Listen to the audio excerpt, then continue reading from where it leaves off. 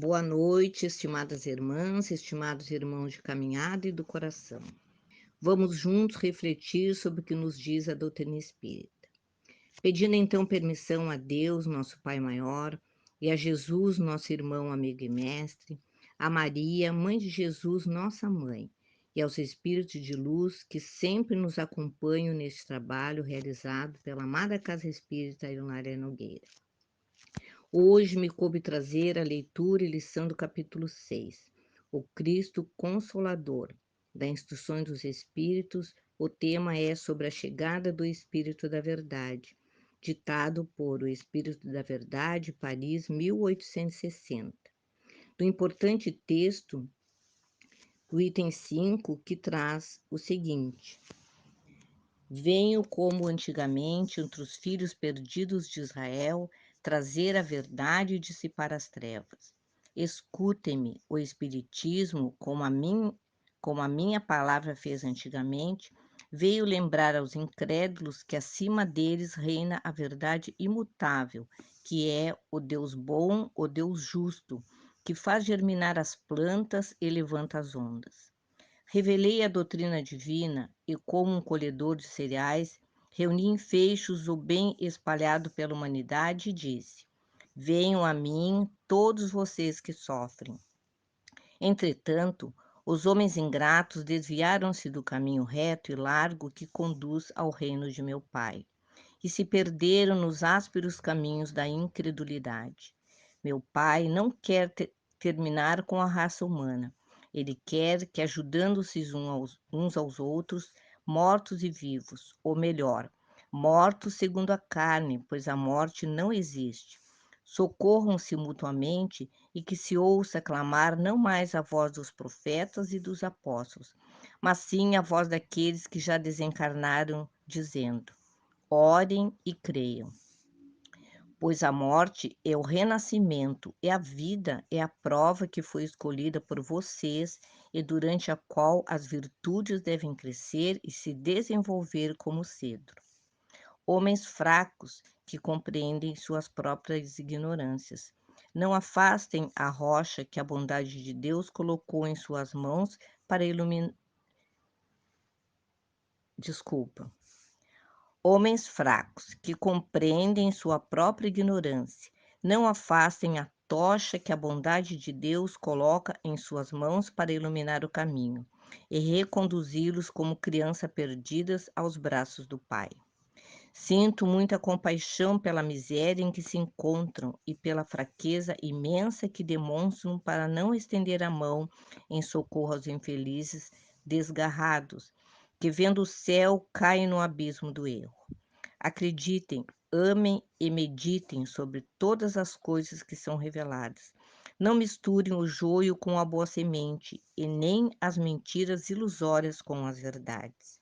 Espíritas, amem-se, eis o primeiro ensinamento. Instruam-se, eis o segundo. Todas as verdades se encontram no cristianismo.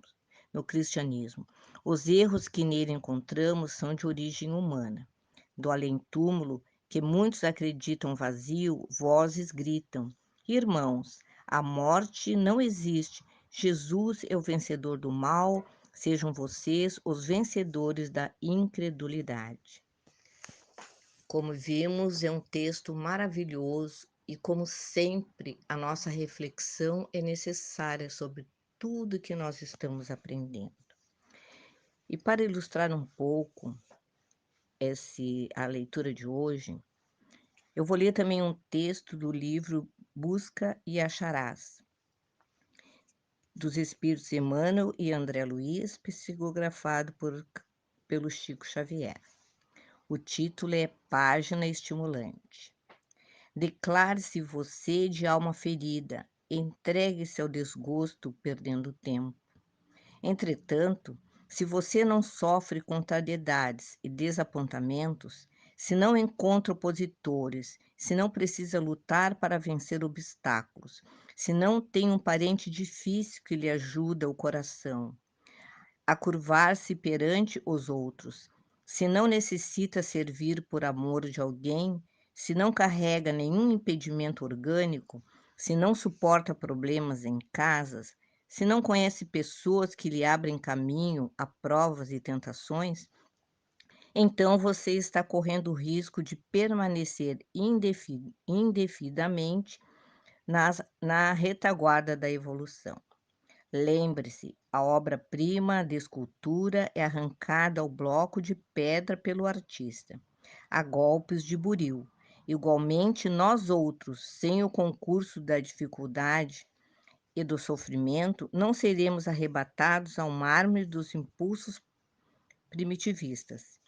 E se a obra-prima, antes de se corporificar, é sempre o ideal do artista dormindo na pedra, no mármore dos instintos antes da necessária sublimação, cada um de nós é um sonho de Deus. Outro texto maravilhoso, tudo sempre servindo para a nossa reflexão. Vamos aproveitar este momento de tanta dor e sofrimento e sair a campo, semeando as melhores sementes em forma de caridade, fraternidade, solidariedade, especialmente na prática do amor. E novamente, com pensamento voltado ao alto, para pedir proteção ao plano espiritual, para que ilumine o nosso planeta, nosso país, a todos nós, especialmente nossos irmãos que, por ignorância, ainda praticam tantos atos de crueldade. Pedir também que todos os nomes que foram registrados no caderno sejam abençoados, que as águas que se encontram em casa e também em todas as fontes sejam fluidificadas com o bálsamo da cura dos males físicos e espirituais. É assim que Deus abençoe a todos nós. Fiquem em paz, que assim seja. Um abraço fraterno.